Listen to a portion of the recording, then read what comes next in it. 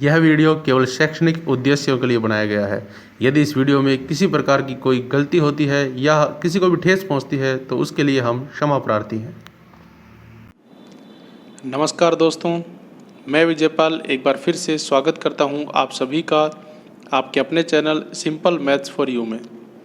दोस्तों, जैसा कि आप सभी को पता है कि ये चैनल हमने बनाया है मैथमेटिक्स की नॉलेज को आप सभी तक पहुंचाने के लिए, और आप सभी के प्यार भरे सहयोग से हम अपने इस उद्देश्य में लगातार कामयाब हो रहे हैं। दोस्तों, आज का जो वीडियो है वो आप देख ही रहे हो कि आधारित है अलजेब्रा यानी बीजगणित की जो वीडियो सीरीज़ है उस पर। अलजेब्रा के 10 लेसन हमने देख लिए हैं, जिसमें हमने अलजेब्रा को बिल्कुल शुरू से बारीकी से समझा है। 11वां लेसन आज हम करेंगे। आज का जो हमारा टॉपिक है वो है some examples nature of roots, यानी जो पिछले वीडियो में हमने मूलों की प्रकृति के बारे में पढ़ा था, बिना समीकरण को हल किए मूलों की प्रकृति कैसे हम ज्ञात करते हैं, किस प्रकार के मूल निकलेंगे, उस पर हम कुछ एग्जाम्पल करेंगे, इंपॉर्टेंट एग्जाम्पल्स। तो आज का वीडियो बहुत ही इंपॉर्टेंट है। वीडियो शुरू करने से पहले मैं रिक्वेस्ट करूंगा कि यदि आप चैनल पर नए हो तो चैनल को सब्सक्राइब करके बेल आइकन जरूर दबा दीजिए ताकि आपसे कोई वीडियो मिस ना हो। और वीडियो अगर अच्छी लग रही है, अच्छी लगे तो अपने सभी दोस्तों को शेयर कीजिए, लाइक कीजिए और हमारा सहयोग करते रहिए। आप लाइक करेंगे तो हमें भी मनोबल मिलेगा और इस प्रकार की और काम की वीडियो बनाने की। तो चलिए फटाफट से शुरू करते हैं हमारा आज का वीडियो। देखिए, आज की वीडियो में जैसा कि मैंने आपको पहले भी बता चुका हूँ कि आज की वीडियो में हम करेंगे कुछ उदाहरण, अप्रॉक्सीमेटली 4 उदाहरण हम लेंगे और मूलों की प्रकृति जो पिछले वीडियो में हमने समझी थी उसका हम देखेंगे कि किस प्रकार से उसके जो क्वेश्चन है वो हम करते हैं।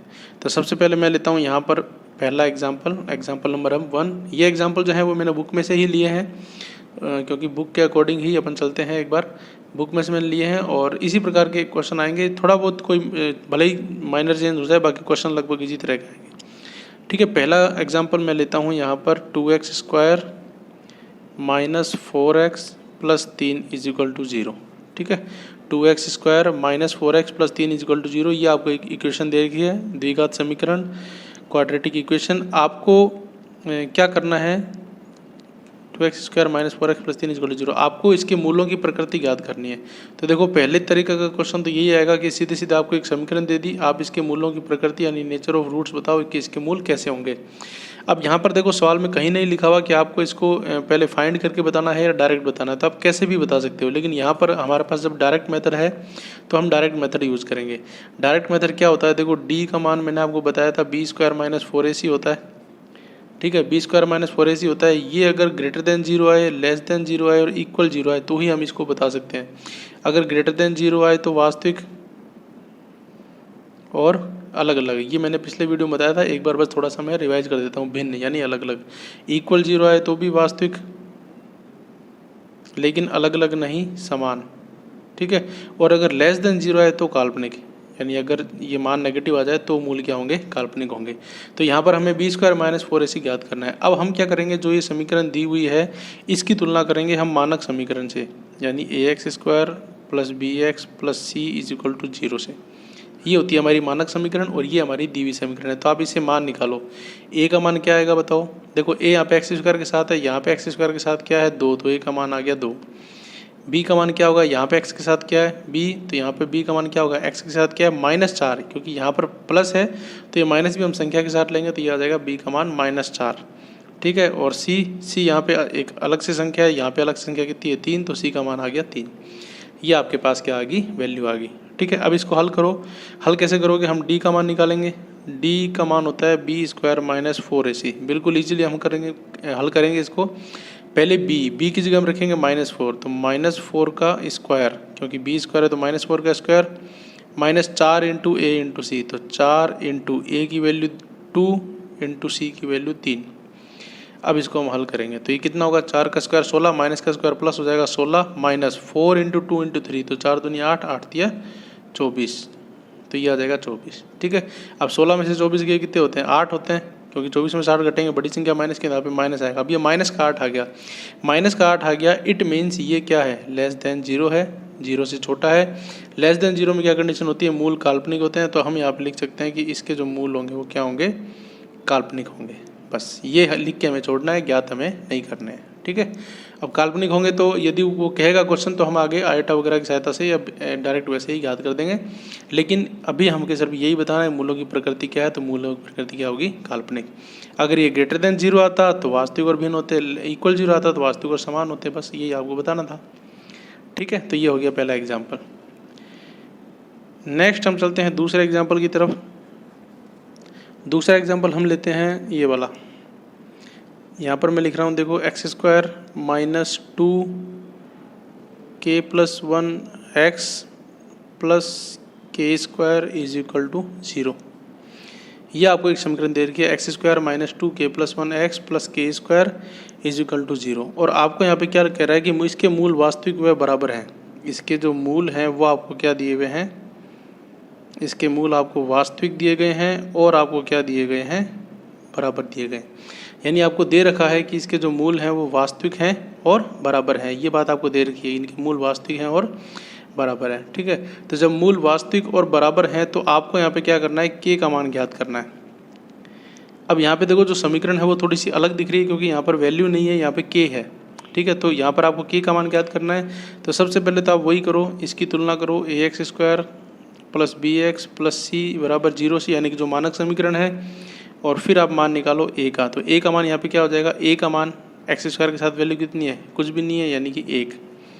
b का मान क्या हो जाएगा, अब यहाँ पे देखो b का मान क्या होगा, माइनस 2k प्लस 1, ये पूरा b का मान हो जाएगा। ये b का मान यहाँ पे क्या होगा, माइनस 2k प्लस 1, ये पूरा b का मान हो जाएगा, क्योंकि x के साथ जो भी होता है वो b होता है, तो यहाँ पर b का मान पूरा ये हो जाएगा। और प्लस में c यहाँ पे क्या होगा, सॉरी प्लस में नहीं, c की वैल्यू क्या हो जाएगी, c की वैल्यू हो जाएगी k², क्योंकि c जो अलग से संख्या होती है वो अलग से संख्या, यहाँ पे k² है तो c का मान हो जाएगा k²। ठीक है, अब यहाँ पे देखो आपको दे रखा है कि मूल वास्तविक और बराबर है, ये आपको दिया हुआ है सवाल में। तो मूल जब वास्तविक और बराबर होते हैं तो क्या कंडीशन होती है, कंडीशन ये होती है इज इक्वल टू 0 होता है d का मान, यानी d का जो मान है b² माइनस 4ac, ये हमेशा क्या होता है, बराबर 0। ये आपको गिवन है, ये आपको क्या है, गिवन है क्वेश्चन के अकॉर्डिंग। ठीक है, तो अब हम क्या करेंगे, ये हमारे पास दिया हुआ है तो यहाँ पे हम मान रख के k का वैल्यू निकाल लेंगे आराम से। b का मान रखो, देखो b का मान क्या है, ये है, तो हम यहाँ पे b का मान रखेंगे -2 ब्रैकेट में k प्लस 1, और b का स्क्वायर है तो हम इस पूरे का स्क्वायर करेंगे। एक छोटा ब्रैकेट है तो इसको मैं बड़ा ब्रैकेट बना दूंगा। ठीक है, -4 इंटू a की वैल्यू 1 इंटू c की वैल्यू k²। ये देखो -4 a की वैल्यू 1 इंटू c की वैल्यू k² और बराबर 0, ये बराबर 0 आपको दे रखा है। ठीक है, अब हम इसको हल कर लेंगे। अब यहाँ पर देखो क्या होगा, इस पूरे का स्क्वायर है तो हम इस पूरे का स्क्वायर करेंगे, वर्क करेंगे, तो सब माइनस का स्क्वायर होगा वो तो प्लस आ जाएगा, माइनस का निशान तो हट जाएगा। 2 का स्क्वायर करेंगे तो वो आएगा 4, और k+1 का स्क्वायर करेंगे तो उसको हम सीधे लिख देते हैं k+1 का स्क्वायर। ठीक है, माइनस यहाँ पे 4 की 1 से मल्टीप्लाई करो, 4 की k से मल्टीप्लाई होगी तो क्या आ जाएगा, 4k² इज इक्वल टू 0। ठीक है, अब यहाँ पर हम क्या करेंगे, इसको जब हल करेंगे तो हम कैसे हल करेंगे, देखो यहाँ पर k है, ठीक है, k+1 का स्क्वायर, इसको हम उस तरह से हल करेंगे स्क्वायर के फॉर्मूले से। तो क्या होगा, 4 आगे पढ़ाई है, k+1 का स्क्वायर a प्लस b के होल स्क्वायर से हम इसको हल करेंगे, ये हो जाएगा a² plus 2 into a into b plus में b का स्क्वायर। अब देखो ये जो फॉर्मूला है, ये फॉर्मूला अभी तक हमने हमारे लेसन में शामिल नहीं किया है। नेक्स्ट जो इसका वीडियो होगा उसके अंदर मैं आपको इस तरह के जो ये एक्सपेंड वाले फॉर्मूले हैं ये मैं आपको बताऊंगा। हालांकि ये गुणनखंड में आते हैं, वो भी हमने करे नहीं है, तो ये मैं आपको आने वाले वीडियोज़ में बता दूंगा। एक बार के लिए आप ये याद रखो, a प्लस बी का होल स्क्वायर जो होता है, यानी अगर दो संख्या प्लस में है और उनका स्क्वायर आ गया तो उनका स्क्वायर ये होता है a² प्लस 2ab और प्लस b²। ये पहली संख्या का स्क्वायर प्लस 2 इंटू पहली संख्या इंटू दूसरी संख्या प्लस दूसरी संख्या का स्क्वायर। तो यहाँ पे k² k पहली संख्या है उसका स्क्वायर, 2 इंटू k इंटू 1 और प्लस में 1 का स्क्वायर। ठीक है, अब यहाँ पर देखो ये जो माइनस का 4k² है इसको मैं वहाँ भेज दूंगा, इसको मैं क्या करूँगा, वहाँ भेज दूंगा। तो वहाँ भेजते ही क्या हो जाएगा, पॉजिटिव हो जाएगा, और वहाँ केवल 0 है तो 0 हट जाएगा। ये 0 यहीं पड़ा है, 0 का तो कोई मतलब नहीं, इसको जब मैं वहाँ भेजूंगा तो माइनस का हो जाएगा प्लस का। ठीक है, अब यहाँ पे ध्यान से देखो, दोनों तरफ 4 है, यहाँ पर भी 4 की मल्टीप्लाई है, यहाँ पर भी 4 की मल्टीप्लाई, दोनों क्रॉस हो जाएंगे। या आप इसको यूँ भी समझ सकते हो कि इस 4 को हमने वहाँ भेजा डिवाइड में, फिर कट गया, एक ही बात है। अब जो बच गया उसको आप लिख दो, यहाँ पर बचेगा k² plus 2 into k into 1, ये हो जाएगा 2k प्लस 1 का स्क्वायर 1 इज इक्वल टू यहाँ पे हो गया k²। अब वापस आप ध्यान से देखो, यहाँ पे भी के स्क्वायर प्लस में है, यहाँ पे भी के स्क्वायर प्लस में है, तो के स्क्वायर से के स्क्वायर क्या हो जाएगा, क्रॉस हो जाएगा। या आप इसको यूँ समझ सकते हो, के स्क्वायर वहाँ गया, यहाँ प्लस में था, वहाँ माइनस का हो गया, माइनस से होकर घट गया, कुछ नहीं बचा, जीरो, या डायरेक्ट भी आप काट सकते हो। तो यहाँ पर आपके पास क्या आ गया, 2k + 1 = 0। अब आपको 2k की वैल्यू निकालो, तो 2k = क्या होगा, बराबर में 0, 1 उधर जाके -1 हो जाएगा। k की वैल्यू आपको निकालनी है, तो -1, ये 2 यहाँ मल्टीप्लाई में, यहाँ बट्टे में आ जाएगा। k की वैल्यू आपके पास क्या आ गई, -1/2। तो ये है आपका आंसर।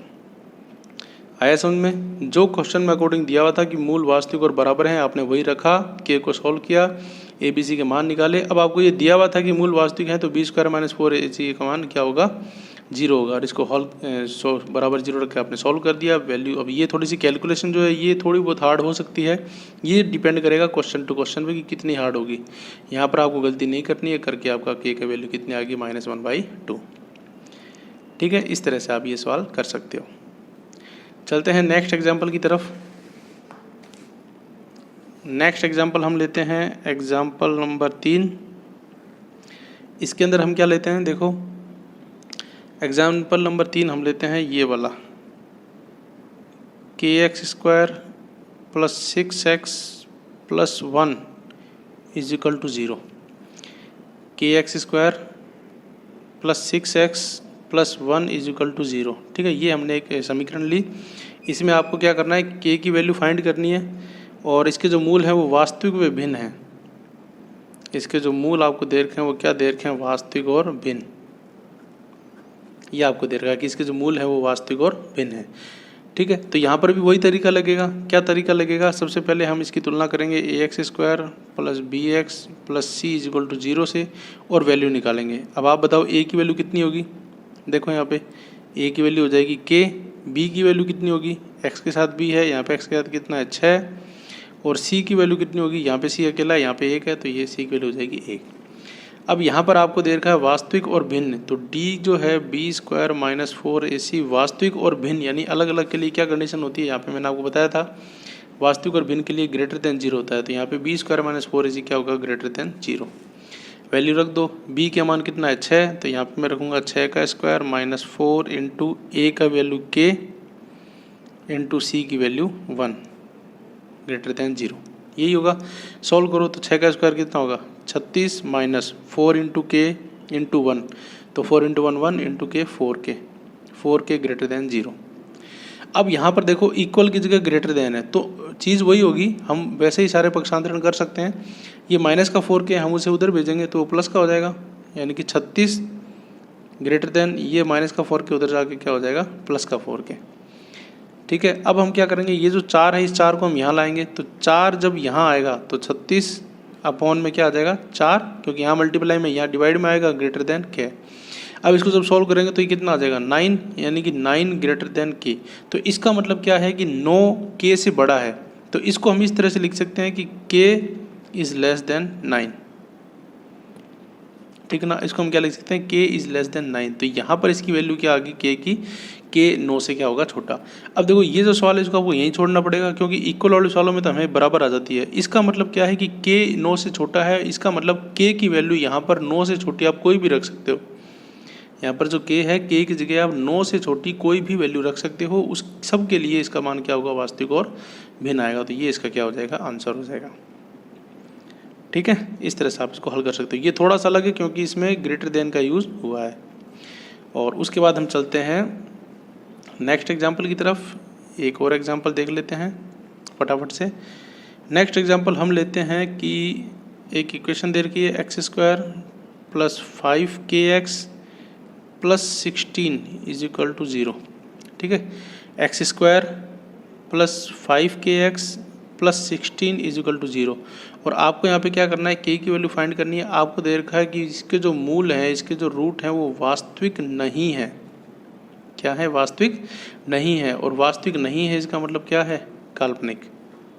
ये आपको दे रखी है, यानी जो बीच वाली कंडीशन है वो, यानी हमने तीनों कंडीशन के एक एक एग्जाम्पल लिए। बीच वाली कंडीशन आपको याद रखनी है। तो बीच वाली कंडीशन में क्या होगा, लेस देन 0 होगा, तो लेस देन 0 करके इसे करना है। अब यहाँ पर सबसे पहले हम वही काम करेंगे, ax² plus b x plus c equal to 0 से इसकी तुलना करेंगे। ए की वैल्यू हो जाएगी यहाँ पे एक्स का स्क्वायर का क्या है, कुछ नहीं, यानी कि 1, तो ए की वैल्यू हो जाएगी 1। बी की वैल्यू बताओ यहाँ पे क्या होगी, एक्स के साथ क्या है, अब एक्स का देखो 5k पूरा है तो बी की वैल्यू हो जाएगी 5k, और प्लस सी की वैल्यू क्या है 16, तो सी की वैल्यू आ जाएगी 16। ये हमने ए बी सी की वैल्यू निकाल ली।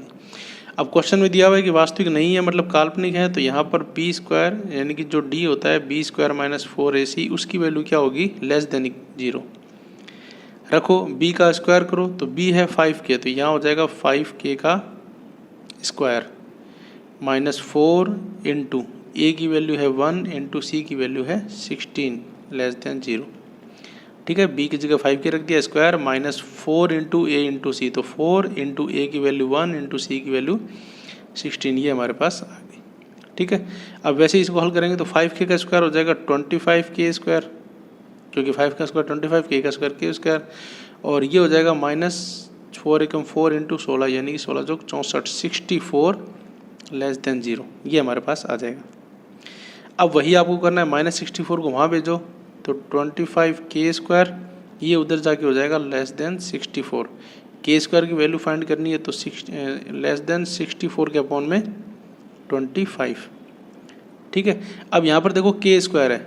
ठीक है, तो जब आप k निकालोगे तो ये जो स्क्वायर है वो यहाँ आएगा, स्क्वायर जब यहाँ आएगा k लेस देन स्क्वायर जब यहाँ आएगा तो यहाँ आके क्या बन जाएगा, रूट बन जाएगा, वर्गमूल बन जाएगा 64/25। अब 64 का वर्गमूल कितना होता है 8, और 25 का कितना होता है 5, तो ये आ जाएगा 8/5, यानी k की जो वैल्यू है वो क्या आ जाएगी लेस देन 8/5। ये आपका आ गया आंसर। अब देखो जो सवाल था उसके हिसाब से जो कंडीशन लगाई उसमें लेस देन आ रहा है, तो इसका जो आंसर आएगा वो भी लेस देन में ही आएगा। जब कंडीशन ग्रेटर लगी तो उसका आंसर ग्रेटर में ही आया, बस वो तो k उधर था इसलिए वो लेस हो गया, और जब इक्वल रखा तो आंसर किस में आया, इक्वल में आया।